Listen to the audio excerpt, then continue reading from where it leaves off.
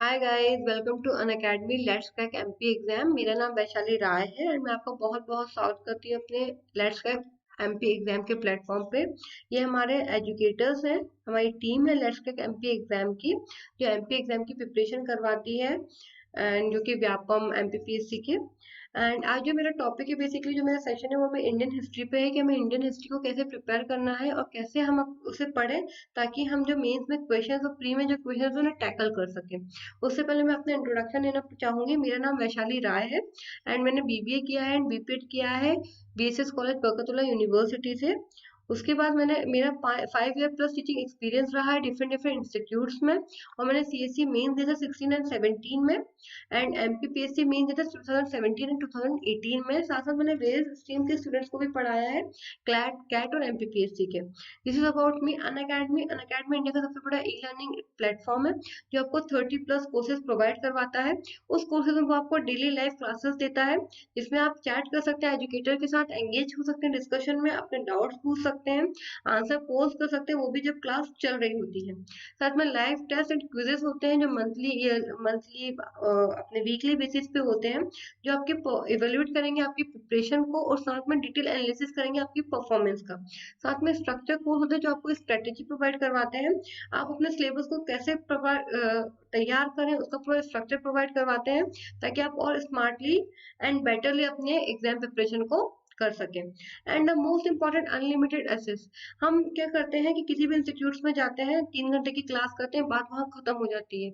यहाँ आप उन क्लासेस को डाउनलोड कर सकते हैं ऑफलाइन एंड उसे मल्टीपल टाइम देख सकते हैं ताकि आप बार बार उसे अपने कंफर्ट के हिसाब से 24/7 आप उसे कभी भी देख सकते हैं। तो ये हमारा अनअकैडमी है। साथ में लाइव क्लासेस भी प्रोवाइड करवाता है ताकि वो अपने लर्नर के एक्सपीरियंस को और ज़्यादा एनहेंस कर सके। हमारे कुछ टॉप एजुकेटर्स भी हैं जैसे पवन चौधरी सर हैं, रूप सिंह यादव सर हैं, अमित शुक्ला सर हैं, गौरव शर्मा सर हैं। ये सब अपनी अपनी फील्ड में बहुत एक्सपीरियंस है। साथ ही इनकी सबकी अपनी अपनी यूनिक स्टाइल है उन्हें टीचिंग की। कंप्रिहेंसिव सिलेबस प्रोवाइड करवाता है। अब जब आप अनअकैडमी जो हमारा अनअकैडमी प्लेटफॉर्म है उसके लिए आपको क्या करना होता है, आपको अनअकैडमी के लिए आपको गूगल प्ले स्टोर में जाना होता है, अनअकैडमी ई लर्निंग ऐप को डाउनलोड करना होता है, उसमें अपनी ईमेल आईडी और फोन नंबर देना होता है एंड आपका अकाउंट बन जाता है।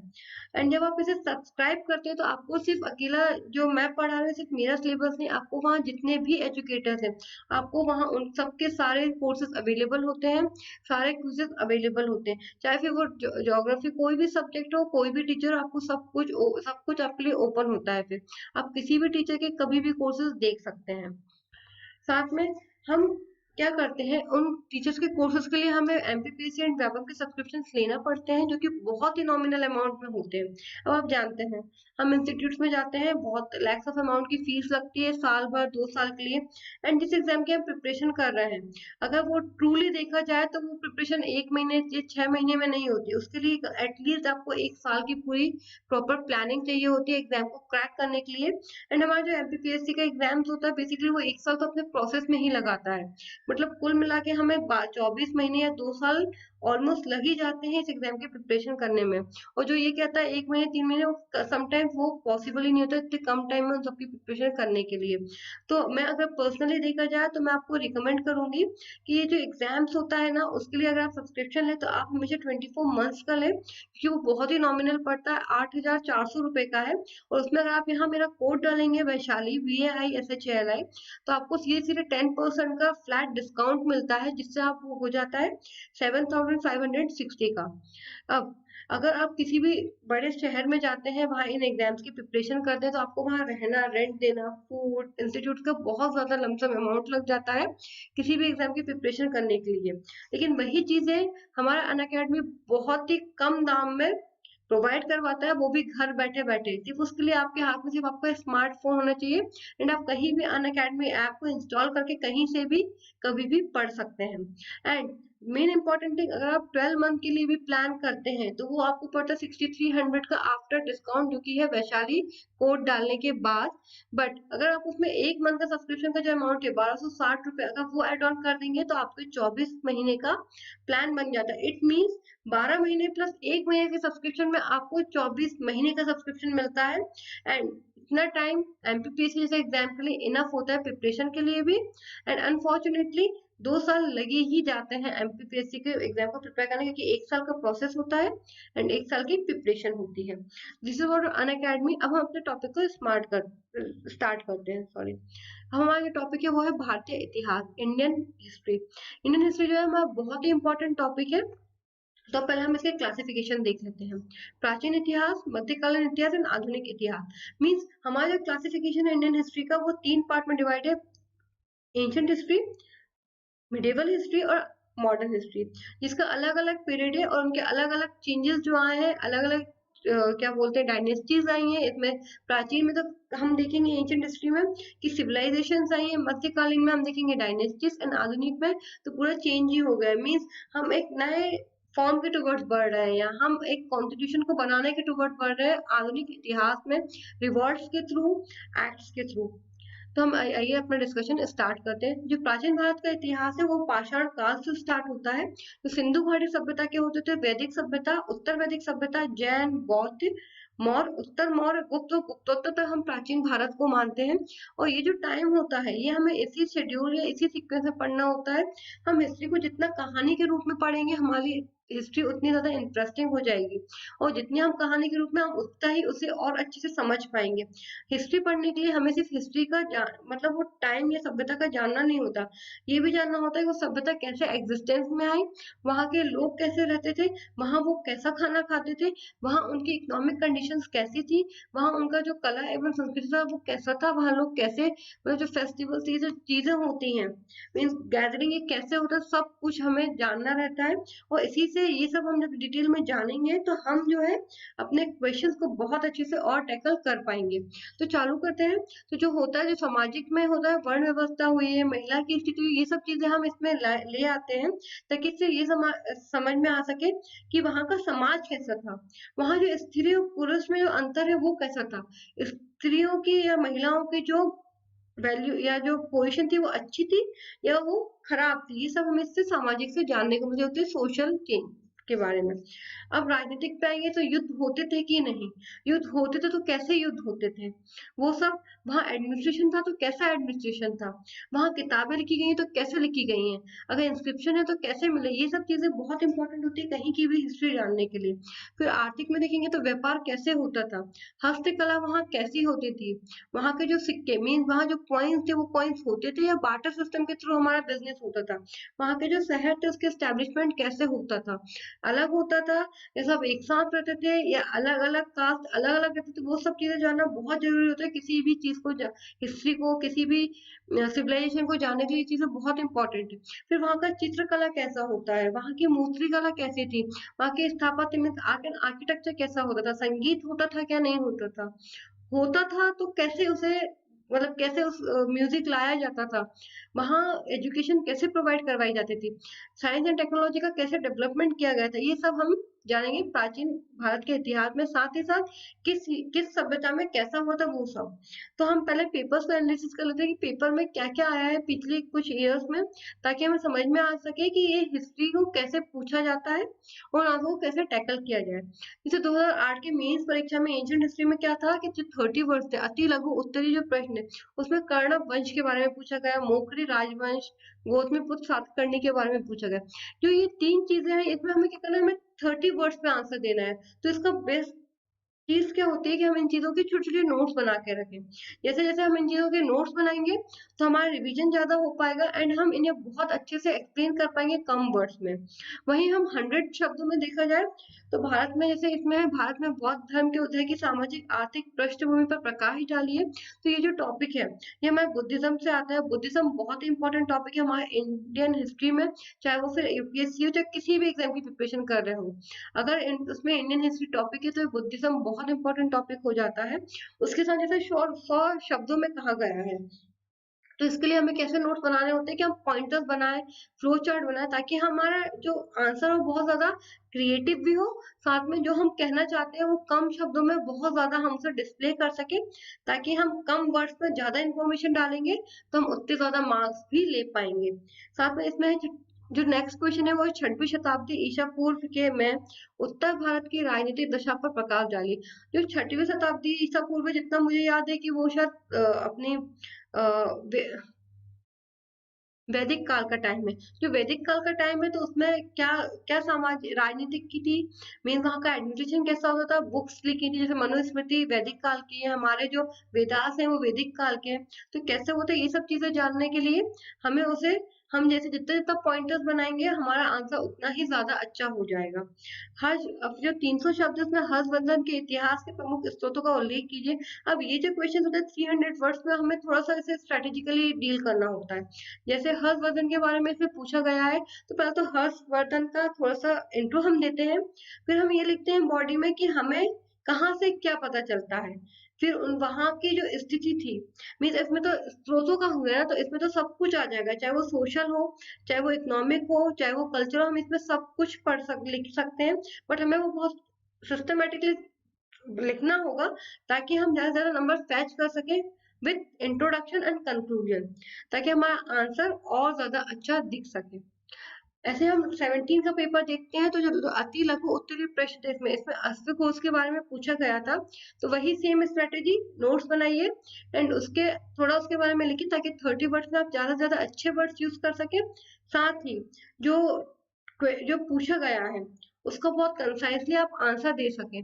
फिर 100 शब्दों में इसमें सिंधु घाटी सभ्यता के पतन पर टिप्पणी कीजिए। मैंने आपको बोला था कि हमें पता होना चाहिए कैसे आया एग्जिस्टेंस में सिविलाइजेशन, फिर वहां कैसे लोग रहते थे एंड उसका पतन कैसे हुआ, ये सब हमें पता होगा तो हम इन आंसर को बहुत अच्छे से आंसर कर पाएंगे, क्वेश्चन को बहुत अच्छे से आंसर कर पाएंगे। और इससे क्या होगा, जो हमारा आंसर जो मार्क्स फैचिंग जो हमारी जो चीजें होंगी वो और ज्यादा हम ज्यादा मार्क्स ले पाएंगे अगर हम पॉइंटर्स में लिखेंगे एंड वर्ड टू वर्ड लिखेंगे।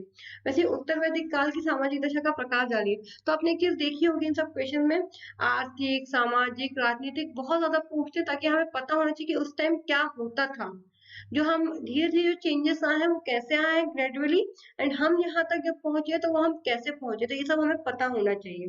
उसके बाद है 300 शब्दों में सांस्कृतिक उपलब्धियों के आधार पर गुप्त काल को प्राचीन भारत का स्वर्गयुग कहा कहना कहाँ तक उचित है। तो हम वैसे भी जानते हैं गुप्त काल जो है वो गोल्डन एरा कहा जाता है भारत का। तो संस्कृति मतलब यहाँ कल्चरल एस्पेक्ट भी पूछने लगे हैं, और कल्चरल एस्पेक्ट्स आए हैं तो उसमें सिर्फ एक चीज नहीं आएगी, उसमें बहुत आर्ट एंड आर्किटेक्चर, मूर्ति कला शिल्प कला सब कुछ आ जाता है।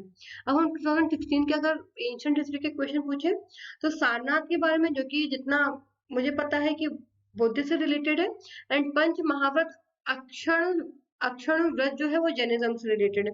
मैंने कहा था ये टॉपिक बहुत इंपॉर्टेंट होते हैं बुद्धिज्म एंड जैनिज्म किसी भी एग्जाम की प्रिपरेशन में, जहाँ हिस्ट्री उसका टॉपिक होता है। फिर यहाँ 100 शब्दों में 3 क्वेश्चन पूछे गए थे, जैन धर्म के प्रमुख सिद्धांत, तो मैंने कहा जैन बहुत इंपॉर्टेंट टॉपिक है, हमें बहुत अच्छे से पढ़ना होगा। फिर मेगास्थनीज द्वारा वर्णित पाटलिपुत्र की नगर प्रशासनिक व्यवस्था का एक संक्षिप्त टिप्पणी दीजिए। अब मेगास्थनीज हमें एक और चीज पढ़नी होती है, फॉरेन ट्रैवलर्स के बारे में, कि कौन किसके टाइम में आया, उसने क्या वहां देखा, क्या एनालिसिस किया, एंड फाइनली उसने जब अपनी बुक या कुछ भी लिखा तो उसने उसमें क्या बताया है। ये हमारे लिए बहुत इंपॉर्टेंट हो जाता है पढ़ना, और ये हमारे लिए एक तरह से साक्ष्य भी है जिससे हमें पता चलता है कि उस टाइम क्या कंडीशंस हुआ करती थी। फिर चोल ग्राम शासन व्यवस्था पर प्रकाश डालिए, तो आप ये जानते होंगे कि चोल अपने रूरल डेवलपमेंट मतलब रूरल पॉलिटी के लिए बहुत ज्यादा फेमस थे, बहुत ही डेवलप पॉलिटी थी और बहुत ही सिस्टमेटिक पॉलिटी थी। अब आते हैं हम मध्यकालीन भारत के इतिहास पर, जो मोहम्मद बिन कासिम से शुरू होता है और मराठा मुगल तक खत्म होता है।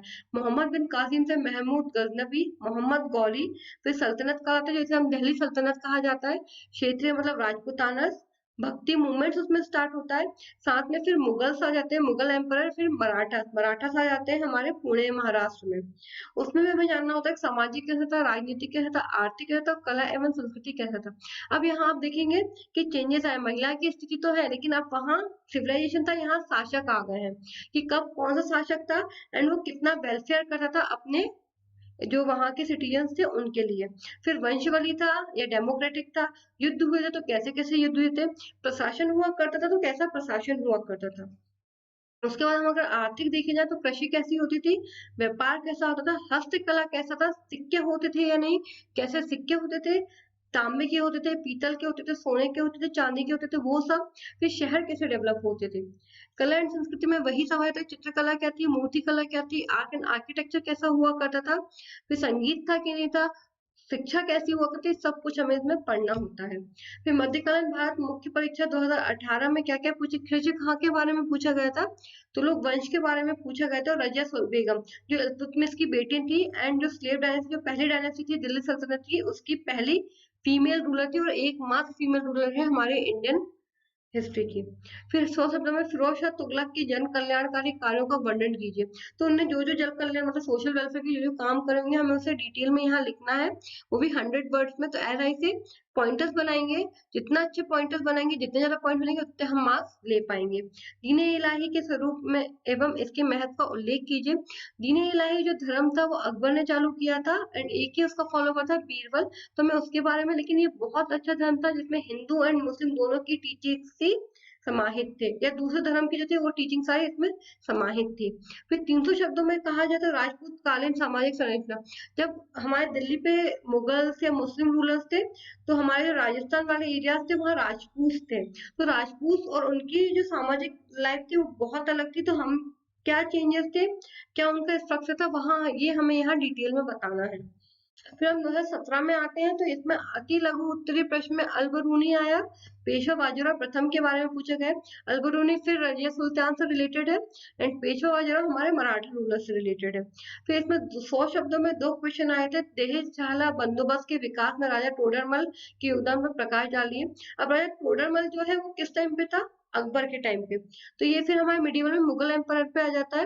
और फिर देखिए अकबर को राष्ट्रीय सम्राट क्यों कहते हैं, विस्तार में समझाइए। तो अकबर कितना इंपॉर्टेंट है ये आपने देख लिया कि यहीं के यहीं 2 क्वेश्चन इनडायरेक्टली, जो दहशत वाला है वो अकबर के टाइम के थे, मतलब कंटेम्प्रेरी थे। साथ में अकबर का राष्ट्रीय सम्राट क्यों, तो वो कितने इंपॉर्टेंट है ये आपको समझ में आ जाएगा। तो हमें ऐसे इंपॉर्टेंट टॉपिक्स निकालना है और उन्हें अच्छे से प्रिपेयर करना है। 2016 में जो थे वो अति लघु उत्तरीय प्राचीन में हरिहर प्रथम और पुक्का प्रथम के बारे में पूछा गया है। शेख मोहिउद्दीन चिश्ती के बारे में, जो कि हमारे सूफी सेंट थे, और अकबरनामा, देखिए वहां अकबर आया था 100 वर्ड्स में, यहाँ फिर 30 वर्ड्स में अकबरनामा के बारे में पूछ लिया गया है। फिर 100 शब्दों में जो था वो था मुगल कालीन सैन्य व्यवस्था के संक्षिप्त विवरण कीजिए। तो क्या था, मतलब हमारी आर्मी कैसी थी। जहांगीर के काल में चित्रकला के विकास का वर्णन कीजिए। तो ये फिर हमारे मुगल एम्पायर क्या है। और यहाँ पे भारत में मुस्लिम संस्कृति मीन्स पूरा जो मुस्लिम आए हैं उन पे क्या हमारा प्रभाव पड़ा है हमारे कल्चर पे, उसे हमें अच्छे से डिटेल, तो इसके लिए हमें डिटेल स्टडी करनी पड़ेगी, तभी हम समझ पाएंगे क्या क्या चेंजेस आए हैं। उसका 300 शब्दों में है सल्तनत कालीन मालवा के सामाजिक जीवन पर प्रकाश डालिए। तो मालवा मतलब हमारा एमपी में आ जाता है। सल्तनत कालीन मतलब हो गए हमारे दिल्ली सल्तनत की बात पे। तो उस टाइम क्या चेंजेस आए थे, हमारे जो सोशल लाइफ पे जो चेंजेस आए थे उसके कारण क्या, तो इसके बारे में हमें यहाँ लिखना है। अब हम आते हैं आधुनिक भारत के इतिहास पे। बेसिकली इसमें अब डायनेस्टीज खत्म हो गई, उधर सिविलाइजेशन था, फिर डायनेस्टीज आई। अब यहाँ जो आता है ये ईयर टू ईयर चलता है हमारा मॉडर्न इंडिया। जैसे 1750 से लेकर 1857 तक एक फेज था, 1857 से 1947 तक सेकंड फेज था, और 1947 के बाद से अब तक का एक थर्ड फेज है हमारे मॉडर्न हिस्ट्री में, जिसमें 3 चीजें, सामाजिक, राजनीतिक और आर्थिक।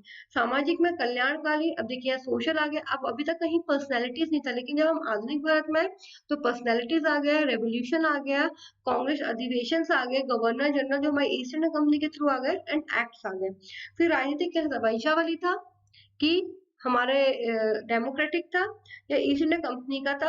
एडमिनिस्ट्रेशन कैसा हुआ था, युद्ध कौन कौन से हुए थे, कब हुए थे, ये सब चीजें बहुत इंपॉर्टेंट हो जाती हैं। कौन कौन से रिवोल्यूशन हुए थे वो सब बहुत इंपॉर्टेंट हो जाता है। फिर आर्थिक में कृषि कैसा था, जो आप जानते होंगे इंडिगो मूवमेंट्स, ये सब कृषि से रिलेटेड है। व्यापार कैसा था, मीन्स हमारा ट्रेड कैसा था, शिप्स के थ्रू इंग्लैंड, मतलब हम वर्ल्ड में फिर ट्रेड करने लगे थे। इससे हम क्वेश्चन देख लेते हैं। जो मुख्य परीक्षा 2018 की जो आधुनिक भारत था वो 100 शब्दों में आर्थिक दोहन की व्याख्या कीजिए तथा इसके कारण की समीक्षा कीजिए। मीन्स हमारा जो इकोनॉमिक डिग्रेडेशन हुआ था वो क्यों हो रहा था, हमें उसको व्याख्या करना है, एंड उसकी समीक्षा भी करें कैसे वो हम, क्या कारण थे। बिरसा मुंडा आंदोलन, ठीक है आपने सुना होगा। राधा रामकृष्ण की पर्सनैलिटी पे एक क्वेश्चन आ गया है कि उन्हें जो सामाजिक और शैक्षणिक योगदान है तो उसका वर्णन करना है। 300 शब्दों में आता है 1857 ईस्वी के विद्रोह में असफलता। फिर ये 1857 का जो विद्रोह हुआ था वो क्यों असफल हुआ, हमें इसके बारे में बताना है। तो हमें जो मॉडर्न इंडिया में थोड़ा सा हमारा चेंज हो जाता है कंसेप्ट कि जो रिवॉल्ट क्यों हुआ, रीजन क्या था, क्या इम्पैक्ट पड़ा, और उसके बाद जो जिसने रिवोल्ट किया था उन पे क्या इम्पैक्ट पड़ा, उसके बाद सोसाइटी पे क्या इम्पैक्ट पड़ा, हमें वो सब यहाँ डिटेल में पढ़ना रहता है। 17 में देखा जाए तो अति लघु उत्तरीय प्रश्न में तरायन की द्वितीय युद्ध के बारे में पूछा था, मतलब बैटल ऑफ तरायन 2। ईश्वर चंद्र विद्यासागर जो कि हमारी पर्सनैलिटी में आ जाता है। चोरा चोरी घटना मतलब चोरा चोरी इंसिडेंट भी हमारा इंसिडेंट जो 1922 में हुआ था, और सुभद्री कुमारी चौहान जो हमारी एमपी की जो एक पर्सनैलिटी है, या कहेंगे ये पोएम लिखती हैं इनके बारे में। उसको 100 शब्दों में देखिए। फिर 1857 का विद्रोह की प्रकृति की विवेचना कीजिए, क्या यह स्वतंत्रता संग्राम था।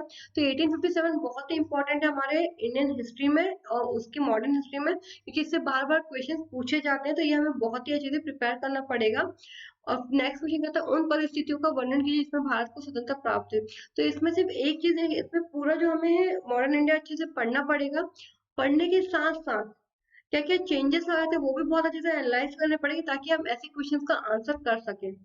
जो 2016 में जो था, सिर्फ उसमें भी सिर्फ 100 शब्दों और अति लघु उत्तरीय प्रश्न आए थे। इसमें अहिल्याबाई होलकर, कोल विद्रोह, जलियांवाला बाग हत्याकांड, हरिजन सेवक संघ के बारे में पूछा गया था। और 100 शब्दों में स्थायी बंदोबस्त ने कृषकों को किस प्रकार प्रभावित किया उसका वर्णन कीजिए। 1855 और 56 का संथाल विद्रोह शोषण के विरुद्ध एक वीर प्रतिज्ञा थी, व्याख्या करें। तो ये सब चीजें बहुत इंपॉर्टेंट हो जाती है। विद्रोह क्यों हुए, क्या रीजन थे, ईस्ट इंडिया कंपनी के आने के बाद क्या चेंजेस आए, राजा के रूल्स कैसे थे, ईस्ट इंडिया कंपनी के रूल्स कैसे थे, ब्रिटिशर्स ने क्या किया, ये बहुत इंपॉर्टेंट हो जाता है। तो thank you guys. Let's crack MP exams को आप यूट्यूब पे लाइक करिए, सब्सक्राइब कीजिए, और hit the bell icon for notification. और आप सब्सक्राइब करिए हमारा अनअकैडमी ऐप, सब्सक्रिप्शन लीजिए, उसमें कोड है मेरा वैशाली VAISHALI। और आप हमारे टेलीग्राम ग्रुप को भी ज्वाइन कर सकते हैं for latest update on our upcoming videos. तो thank you so much. Please like and subscribe to Unacademy.